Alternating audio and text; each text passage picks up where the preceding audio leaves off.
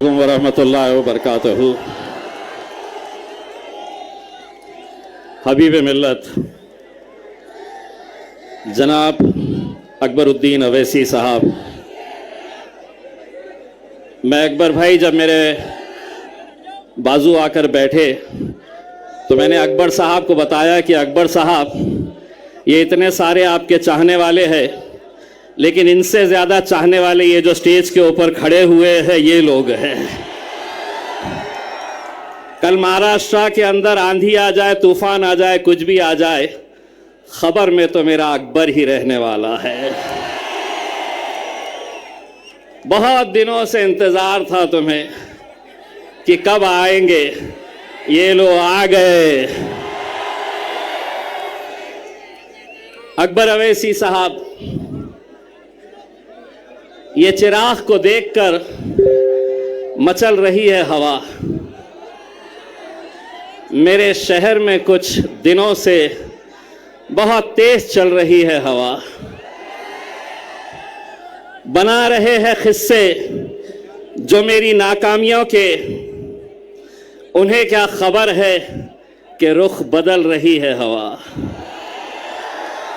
अल्हम्दुलिल्लाह, मैं सबसे पहले तो अल्लाह रब्बुल इज़्ज़त का तहे दिल से शुक्रिया अदा करता हूँ। मैं जितना अल्लाह का शुक्र अदा करूँ वो कम है।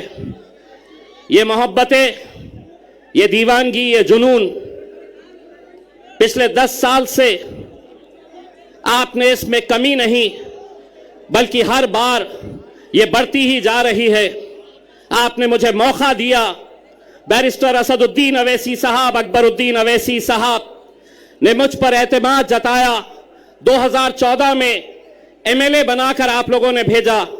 2019 के अंदर जब सारी दुनिया कहती थी कि एमपी बनना आसान नहीं है, लेकिन मेरे ये गयूर मुसलमानों ने, दलितों ने, पिछड़ों ने एक आवाज़ लगाई और अल्हम्दुलिल्लाह आपने पार्लियामेंट के अंदर मुझे भेजा। 2024 में जब हमें नाकामियों का सामना करना पड़ा तो यकीनन आप भी मायूस थे, मुझे भी अफसोस था, लेकिन उसके बावजूद भी मैं ये लेकर आगे बढ़ा कि आज जो भी होता है, अल्लाह जो भी करता है वो बेहतरी के लिए करता है। जो भी फैसला अल्लाह का होता है उसमें उसकी रजामंदी होती है। शायद हो सकता है कि अल्लाह ने वहां नाकामयाब किया था तो यहां कामयाब करने वाला है।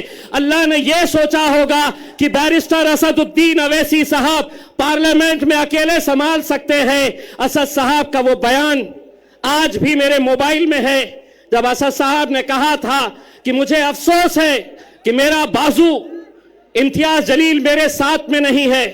दोस्तों, मैं आज पूरे यकीन, पूरी जिम्मेदारी, एक सच्चाई के साथ मैं आपको यह बात बताना चाहता हूं।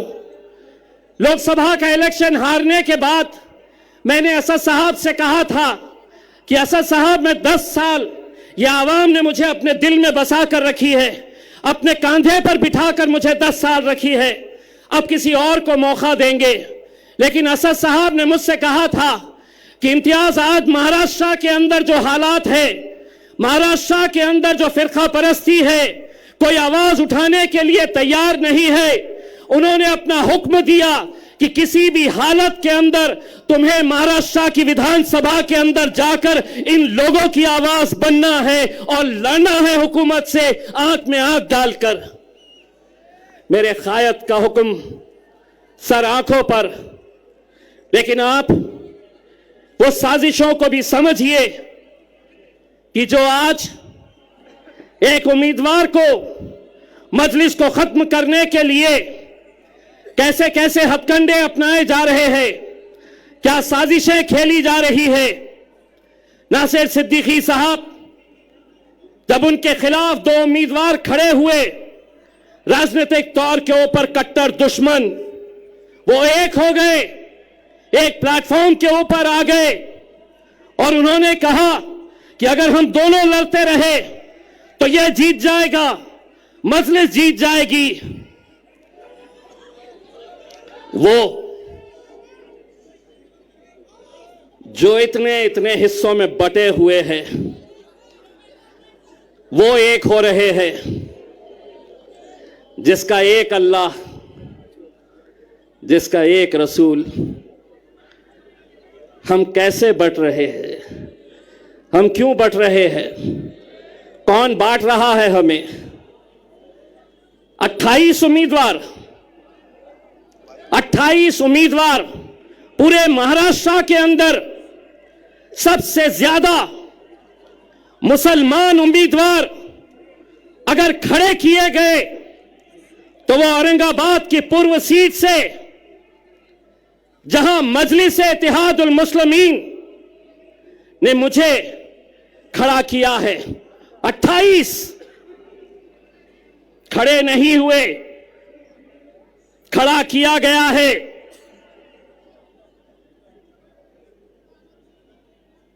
मिन्नतें की गई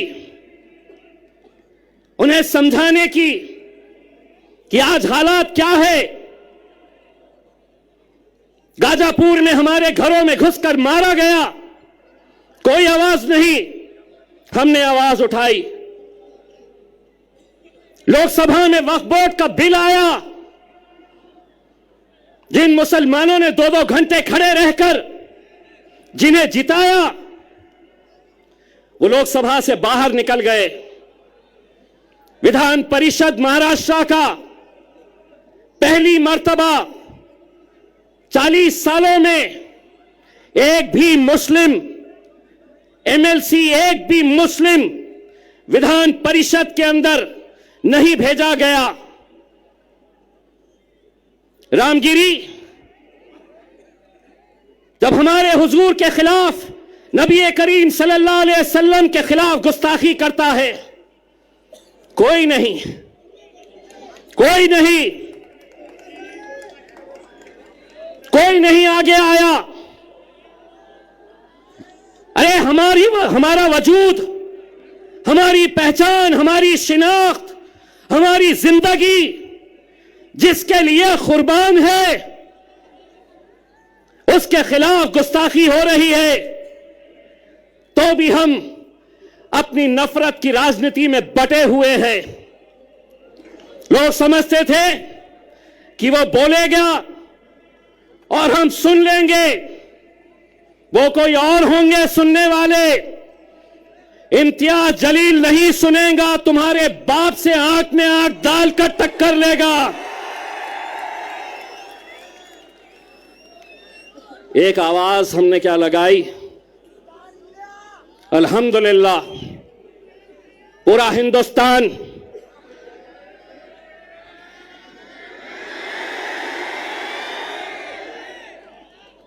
पूरा महाराष्ट्र बोले इतने कहां से आए? इतने एक पैगाम देने के लिए हम निकले थे और एक बार फिर से कह रहे हैं,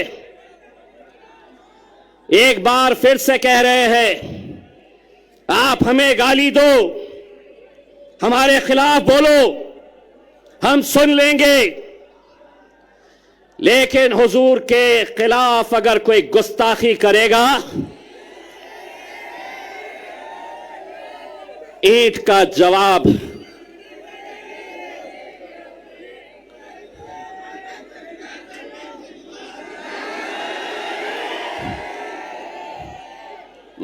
पुलिस वाले देख रहे मेरी तरफ, बोलता क्या पत्थर,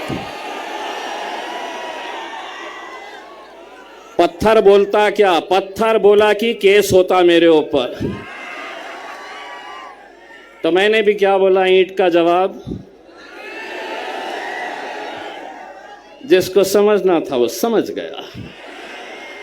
हुकूमत को हम एक पैगाम देने के लिए गए थे मेरे भाई। वो पैगाम था, बनकर तूफान, बगावत का सैलाब आएगा, अगर जुल्म हद से बढ़ेगा तो इनक़िलाब आएगा।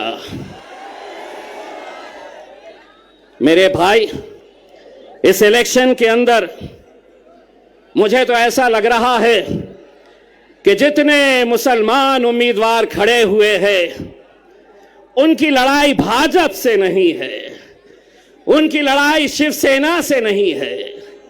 जहां 4 लोग जमा हो गए वहां बस इम्तियाज जलील, सिर्फ इसी का चर्चा। लेकिन हमारा मुकाबला भारतीय जनता पार्टी से है। कितने पैसे बांटेगा अतुल सावे, कितने बांटेगा? बांट बांट के मुझे दोस्तों, आपको लग रहा होगा कि 28 में से 3 लोगों के फॉर्म रिजेक्ट हो गए, 10 लोग वापस हो गए। लेकिन कौन है ये वो 10 लोग? मैं नाम के साथ बताता हूं। समद बागवान इलेक्शन में क्यों खड़ा है? बोले मार्केट यार्ड में मैं फोन करता हूं तो कचरे की गाड़ी आती है, इसलिए मुझे एमएलए बनना है। मैं ऐसे लोगों को आपके सामने लाना इसलिए चाहता हूं कि कल 3 बजे तक जब वापस लेने का फॉर्म वापस लेने का वक्त था, मेरे लोग जा जाकर गिड़गिड़ा रहे थे। जानते हैं उस शख्स ने क्या जवाब दिया? अगर 5 लाख रुपए देंगे तो बैठता हूं, नहीं तो जल्दी बोलो, भाजपा वाले मुझे फोन कर रहे हैं इससे ज्यादा देने के लिए। ये दौर में हम आ गए हैं कि जहां कौम के 10-15 लोग पूरे लाखों लोगों की दलाली करने के लिए निकले हुए हैं।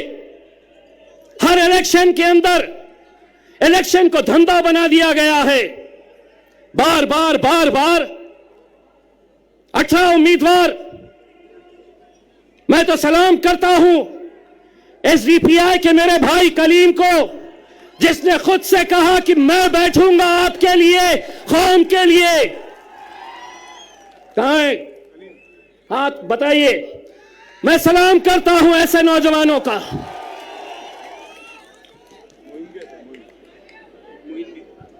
मोइन साहब भी है वेलफेयर पार्टी के, जो खुद से बैठ गए।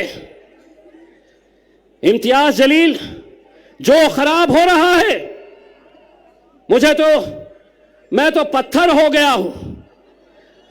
जहां पर भी आईना फूटता है इल्जाम मेरे को आ जाता है। इम्तियाज जलील वहां इतने सीट क्यों खड़े करा, यहां इतने कम क्यों खड़े करा?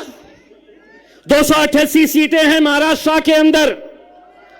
असद साहब ने ऐलान किया, हुक्म दिया कि सिर्फ हम 16 सीटों के ऊपर इलेक्शन लड़ेंगे।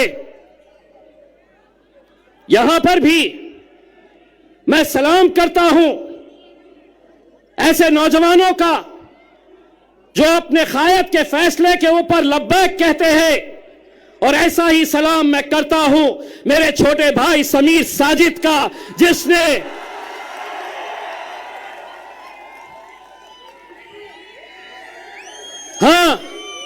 समीर साजिद भी नाराज हुआ, उसे भी थोड़ा गुस्सा आया। जानते हैं, जिस दिन असद साहब का फैसला आया उसके दूसरे ही दिन शहर के जितने भी मजलिसी मुखालिफीन हैं, उन्होंने समीर को फोन किया और कहा कि अब तू हमारे साथ आ जा, हम दिखाएंगे मजलिस को, हम बताएंगे असद साहब को, अकबर साहब को और इम्तियाज जलील को। लेकिन ये नौजवान लड़के ने कहा कि मैं पहले भी मजलिस में था, आज भी मजलिस में हूं और कल भी मजलिस में रहूंगा। समीर भाई, तुम्हारी कुर्बानी मजलिस भूलेगी नहीं।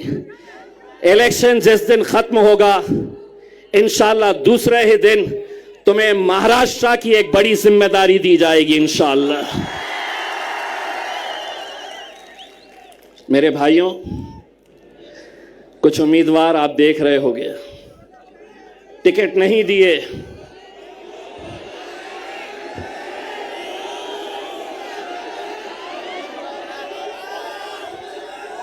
टिकट तो हमने इसे भी नहीं दिए, टिकट तो हमने कई लोगों को नहीं दिए, लेकिन क्या इसका मतलब यह है कि तुम इतने बड़े हो गए हो कि तुम अब मेरे कायद बैरिस्टर असदुद्दीन अवैसी और अकबरुद्दीन अवैसी के खिलाफ तुम महफिलें सजा रहे हो? तुम्हारी जबान खुलने से पहले यह सोच लिया करो कि इतने साल तक तुम्हारा हमारा एक रिश्ता था, अचानक एक ही दिन के अंदर टिकट नहीं तो इम्तियाज जलील बदमाश असदुद्दीन अवैसी इनके लिए काम करते हैं, उनके लिए काम करते हैं। इंशाअल्लाह औरंगाबाद की आवाम बताएगी, जो मजलिस के खिलाफ जाएगा अपनी जमानत भी बचा कर लेकर आ गया तो बहुत बड़ी बात समझ लेना। ये वो शहर है जिसने हिंदुस्तान को इत्तेहाद क्या होता है ये बताया। हिंदुस्तान के बाहर भी लोग औरंगाबाद की एक पहचान इत्तेहाद के नाम से जानते हैं मेरे भाइयों, और आज उसी इत्तेहाद को खत्म करने की कोशिश की जा रही है। पैसा भारतीय जनता पार्टी दे रही है, पैसा नासिर के खिलाफ एकनाथ शिंदे की तरफ से आ रहा है कि इनको खरीदो, इनके वोटों को तकसीम करो, इनको बांटो। ये लोगों ने शायद मेरा डायलॉग सुना नहीं है। देवेंद्र फडणवीस, एकनाथ शिंदे, नरेंद्र मोदी बाजार में कुत्ते और बिल्लियों के बच्चे बिकते हैं, शेर के बच्चे बाजारों में बिकते नहीं हैं।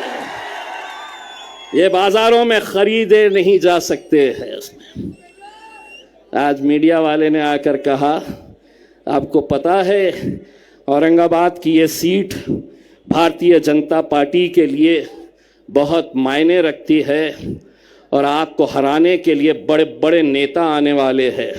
मैंने कहा कौन आने वाला है? तो बोले योगी आने वाला है।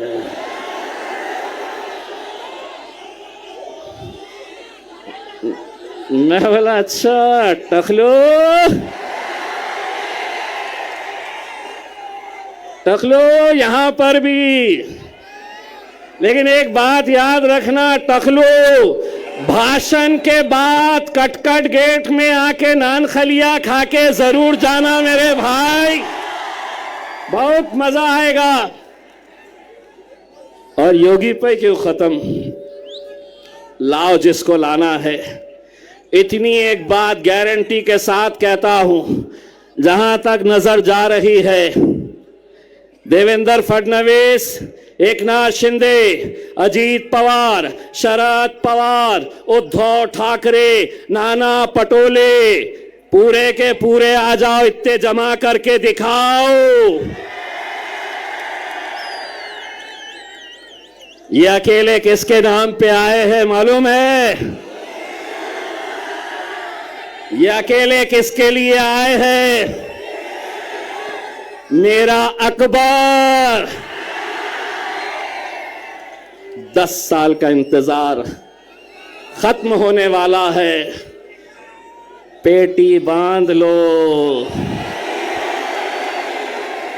मौसम बिगड़ने वाला है। मैं अब आपसे इजाजत लेता हूं और यही उम्मीद करता हूं कि 20 तारीख के दिन आप सबको निकलना है, मजलिस को कामयाब करना है। और हां, जाते जाते इतना कहना चाहता हूं, अकबर भाई का ये एक ही जलसा नहीं है, अभी 2 बार और आने वाले हैं। आज टेस्ट मैच खेलेंगे, दूसरे में वनडे खेलेंगे और तीसरे में 2020